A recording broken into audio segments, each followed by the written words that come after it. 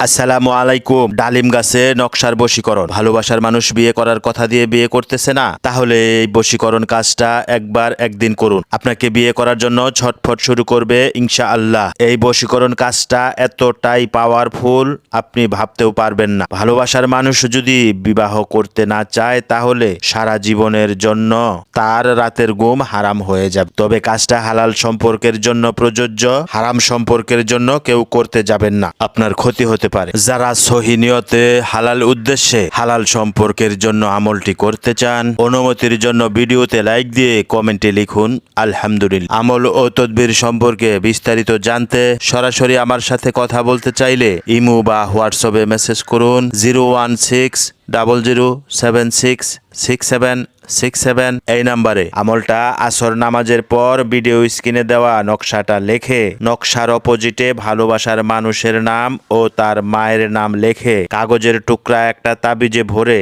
ওই তাবিজ একটা ডালিম গাছের ডালে ঝুলিয়ে দিন। তাবিজ যখন নড়াচড়া শুরু করবে, তখন আপনার ভালোবাসার মানুষ আপনাকে বিয়ে করার জন্য ছটফট শুরু করবে ইনশাআল্লাহ।